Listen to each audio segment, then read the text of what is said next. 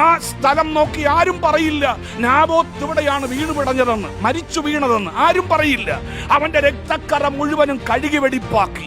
ലോകം അതിനെ മായ്ച്ചു, ലോകം അതിനെ മറച്ചു, ലോകം അതിനെ മൂടി. പക്ഷെ ദൈവം അതിനെ മായ്ച്ചില്ല, ദൈവം അത് മാർക്ക് ചെയ്തിട്ടു. എത്ര പേർക്ക് സ്തോത്രം പറയാൻ കഴിയും?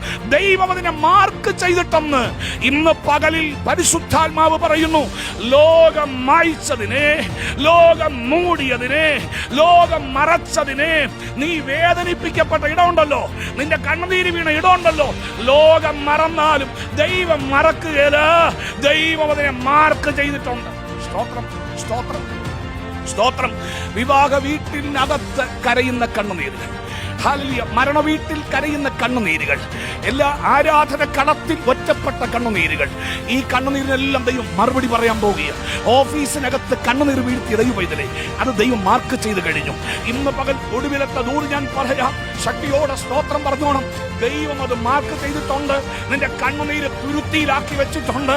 അതുകൊണ്ട് ആത്മാവിൽ ഞാൻ വിളിച്ചു പറയാം, ദൈവത്തിന്റെ ദാസനായ നാബോത്തിനെതിരെ ചലിച്ചവനെ ദൈവം തൊടാൻ പോകുകയാ. ശക്തിയോട് കർത്താവിന് സ്തോത്രം ചെയ്യ്. ആ നാബോത്തിനെതിരെ ചലിച്ച ആഹാബിനോട് പറയുന്നു, നിന്റെ രക്തം ഇവിടെ വെച്ച് നായ്ക്കൾ നക്കാൻ പോകുകയാ. ഇന്ന് പകൽ ആത്മനിറവോടെ തന്റെ ഇടത്തോടെ അഭിഷേകത്തോടെ ഏലിയാവ് എഴുന്നേറ്റെന്ന് പറഞ്ഞതുപോലെ ദൈവജനത്തോട് ദൈവാത്മാവ് ആഹ്വാനം ചെയ്യുകയാണ്.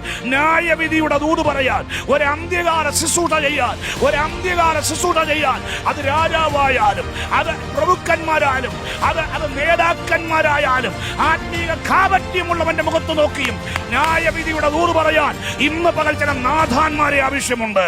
ചോദിക്കാനും പറയാനും ഇടപെടാനും വക്കാലത്ത് കൊടുക്കാനും ജാമ്യം നിൽക്കാനും ഇടപെടാനും ആരുമില്ലാത്ത വിഷയത്തിൽ ഈ ആഹാബിനോട് ദൈവം മറുപടി പറയാൻ തുടങ്ങി. ശക്തിയോടെ സ്തോത്രം പറഞ്ഞ് ദൈവത്തെ സ്തുതിക്കണം. ഇന്ന് പകൽ ഈ വചനം കേൾക്കുന്ന ചില പിതാക്കന്മാരോട്, അഭിഷക്തന്മാരോട്, മാതാപിതാക്കളോട്, ഉദ്യോഗസ്ഥന്മാരോട് ദൈവാത്മ തലമുറകളോട് ഇടപെടുന്നു. നിന്നെ തൊടുന്നവൻ എൻ്റെ കൺമണിയെ തൊടുന്നു, നിന്നെ തൊടുന്നവൻ എൻ്റെ കൺമണിയെ തൊടുന്നു, നിന്നെ തൊടുന്നവൻ എൻ്റെ കൺമണിയെ തൊടുന്നു. ഈ പകൽ മറുപടി പറയുന്ന ഒരു ദൈവം, മറുപടി പറയുന്ന ദൈവം നമുക്ക് വേണ്ടി ഉയരത്തിൽ ജീവിക്കുന്നു. അവൻ നമുക്ക് വേണ്ടി വലിയവ ചെയ്യുന്നു. അപ്പോസ്തല പ്രവൃത്തി 12-ാം അധ്യായത്തിൽ പത്രോസിനെ തകർത്ത് കാരാഗ്രഹത്തിനകത്ത് ഹെരോദാവ് തള്ളിയെങ്കിലും ഇതിന്റെ പിന്നിൽ പ്രവർത്തിച്ച ഹെരോദാവിനെ 12-ാം അധ്യായം ഒടുവിൽ ദൈവാത്മാവ് തളയ്ക്കാനിടയായി. ഈ പകൽ ആഹാബിന്റെ മേൽ ദൈവത്തിന് ന്യായവിധി ഇറങ്ങിയതുപോലെ നാബോത്തിന് വേണ്ടി ഇടപെടുന്ന ഒരു ദൈവം ഇന്ന് പകൽ തന്റെ ജനത്തിന് വേണ്ടി ഇടപെട്ടിരിക്കുന്നു. അതിനായി കർത്താവിന് സ്തോത്രം ചെയ്യാം.